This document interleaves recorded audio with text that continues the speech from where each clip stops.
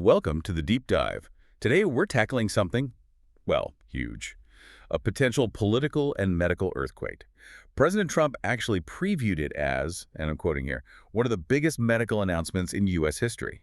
Yeah, and he didn't stop there. He hinted, I think we found an answer to autism, which is just incredibly high-stakes language. It really is. Yeah, Especially for a condition like autism, which is so complex and affects so many families. exactly. And the CDC numbers, they now estimate 1 in 31 U.S. 8-year-olds has the condition. So when a government even hints at a major policy shift like this, You have to pay attention. you really do. We need to cut through the hype immediately. Absolutely. So that's our mission today. We're diving deep into the reports about this planned initiative.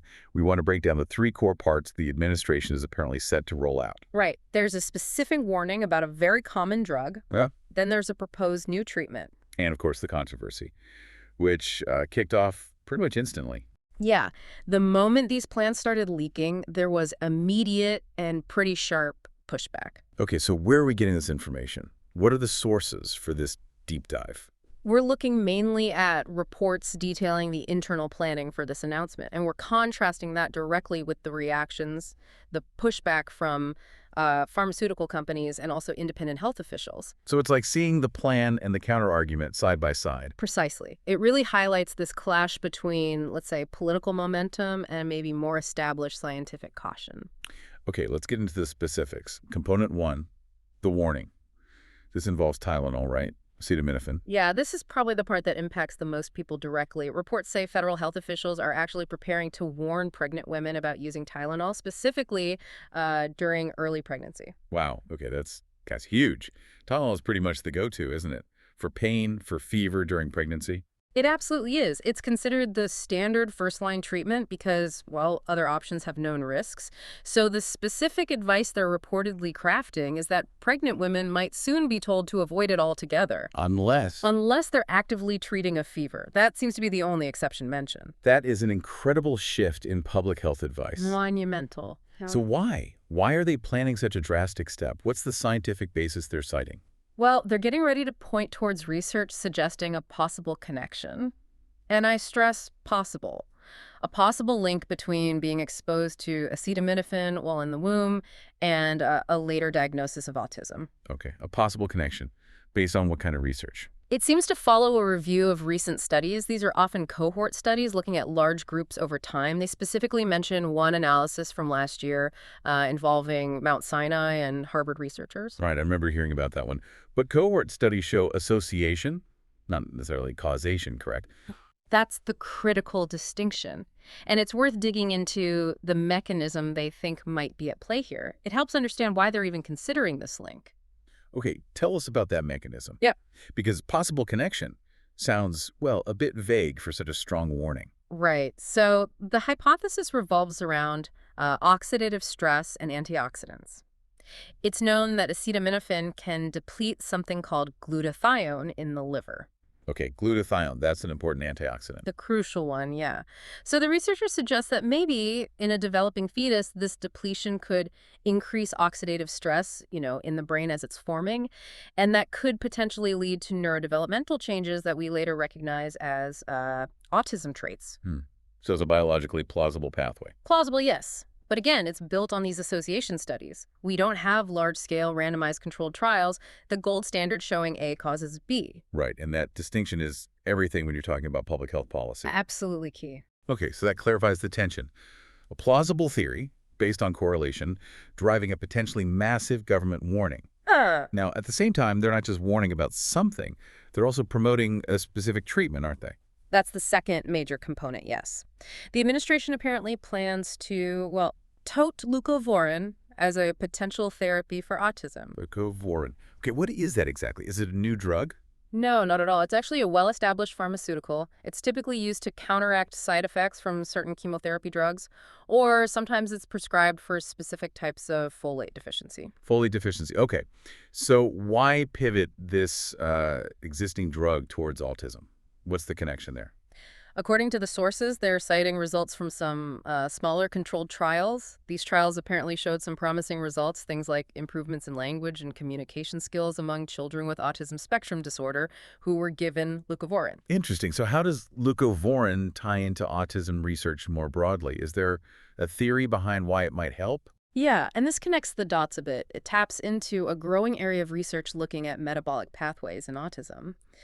Leucovorin is essentially an activated form of folinic acid, which is related to folate. Okay. Some research suggests that a subset of children with autism might have genetic variations or other issues that make it hard for their bodies to properly metabolize folic acid. And folic acid is absolutely crucial for brain development. So the thinking is by giving leucovorin the activated form, you kind of bypass that metabolic bottleneck. That's the idea. You potentially provide the nutrient in a form the body can use more readily, possibly improving neurological function. So it's a two-pronged approach then. Warn against Tylenol, possibly linked to oxidative stress, Right. and promote leucovorin, possibly addressing a folate metabolism issue. It's actually quite scientifically intricate. It is. It shows a very specific focus on these biochemical pathways. Who's driving this? Coordinating such a high-stakes, multi-part message must involve top officials, right? Oh, absolutely. The reports name names. We're talking Health and Human Services Secretary Robert F. Kennedy Jr., Okay. FDA Commissioner Marty Makary, and NIH Director Jay Bhattacharya. Wow. HHS, FDA, NIH, that's the trifecta of U.S. health leadership. It really is. Yeah. Having those three leading the charge signals, this isn't just some, tentative idea. It's a fully formed initiative they intend to launch. A massive policy shift, seemingly based on what still sounds like, well, preliminary data correlation and small trials, Mm-hmm. which suggests they must feel a tremendous sense of urgency to push this forward so strongly. Let's talk about that context. The urgency factor is definitely something the administration is leaning on hard. And they're using those rising autism statistics. We mentioned that CDC estimate of 1 in 31 8-year-olds. Right. Faced with numbers like that, the White House position seems to be that, the crisis demands bold action now, even if the big definitive trials aren't finished yet. But hang on, at the same time, they're insisting this whole thing is grounded in gold standard science. How do those two things fit together? The urgency and the claim of gold standard science. That's the million-dollar question, isn't it? It's the core contradiction that the sources really highlight. It seems like they're trying to sort of manifest the gold standard status while they're announcing the policy. What are they doing to back that claim up? Well, there's a parallel effort mentioned. The NIH National Institutes of Health is apparently launching a big new autism data science initiative basically simultaneously. Ah, okay. Yeah, they're awarding grants, quite significant ones, to 13 different research teams. And these teams are specifically tasked with digging deeper into causes and treatments, likely focusing on these very pathways: oxidative stress, folate metabolism. So the message is kind of, we're acting now based on the signals we see, but don't worry, we're also funding the big studies to prove ourselves right eventually.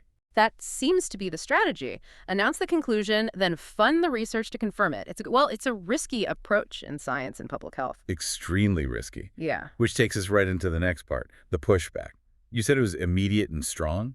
Oh, yeah. This wasn't met with, quiet skepticism. It was met with pretty loud alarm bells, especially from industry. Let's start with the makers of Tylenol, Kenvue, right? What did they say when this news broke? Kenvue came out swinging. They issued a statement that directly challenged the whole premise. Their line was, and I'm quoting loosely here, that independent, sound science clearly shows acetaminophen does not cause autism.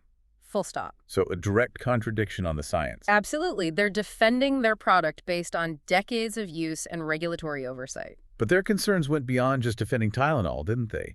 They raised a specific public health worry. Yes, and this is a really important point. Kenvue expressed serious concern about the risk of avoidance. Meaning people being scared off from using Tylenol even when they need it? Exactly. Their argument is, look, if a pregnant woman has a high fever or a serious infection requiring pain relief, and she avoids Tylenol because of this warning, the risk to her or the fetus from that untreated condition could actually be much greater and much more certain than the theoretical risk from the drug itself. Right. untreated high fever during pregnancy is known to carry risks. Demonstrably so. So Kenview is basically saying this government warning, however well-intentioned, could inadvertently cause real harm by scaring people away from necessary treatment. That really complicates the picture. It's not just about whether Tylenol causes autism, but about the net effect of the warning itself. Precisely. It becomes a complex risk-benefit calculation, not just a corporate defense. What about the wider scientific community? Independent experts, what was their take? A lot of caution, strong caution. We saw, for instance, former FDA Commissioner Scott Gottlieb weighing in. Oh, interesting. What did he say? He really hammered home that crucial difference between correlation and causation. He stated very clearly there's no clear evidence of causation here, and he stressed that before you issue massive public health warnings like this, you really need large-scale, well-controlled studies, randomized trials ideally. Not just looking at population data after the fact. Exactly.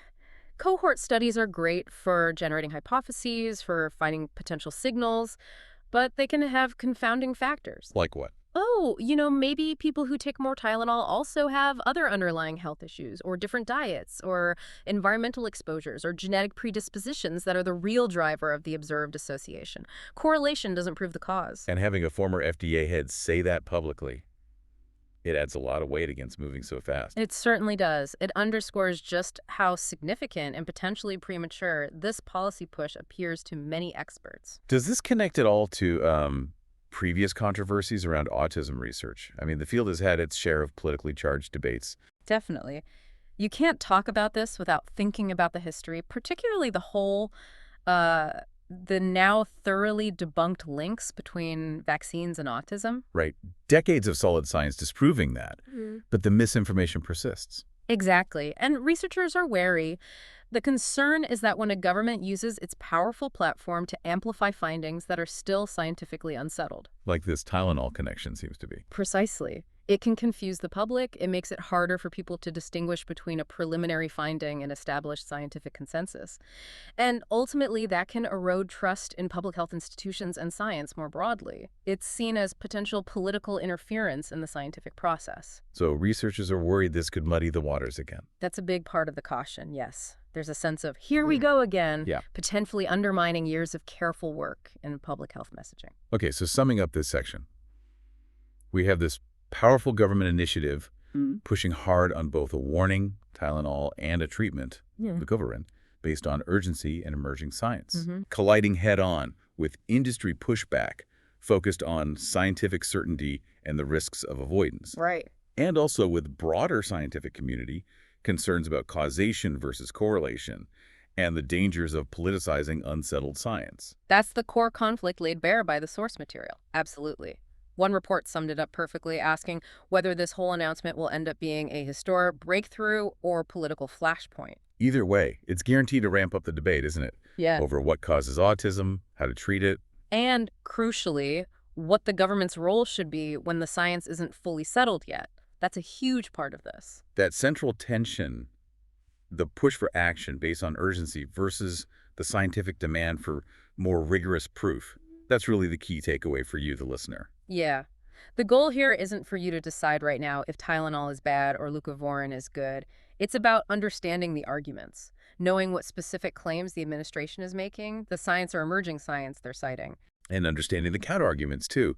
The basis for the pushback from Kenview, from figures like Scott Gottlieb, the concerns about correlation versus causation. So you can critically evaluate news about this as it unfolds. You have the context now. It really makes you think about the responsibility that comes with making these big public health pronouncements. It does, and that leads us to a final thought for you to consider. We hear the administration citing these rising CDC autism rates, creating this powerful sense of urgency, right? A need to do something. So the question to reflect on is, when is it appropriate for a government to use its massive platform to promote actions based on science that's still emerging, still unsettled? And just as importantly, what responsibility does that government have to carefully manage the potential risks of its own recommendations, like, in this case, the real danger of people avoiding necessary fever treatment? That balance between acting decisively in a perceived crisis and waiting for scientific certainty, that's the tightrope they're walking. And it's a debate with enormous consequences for public health and public trust.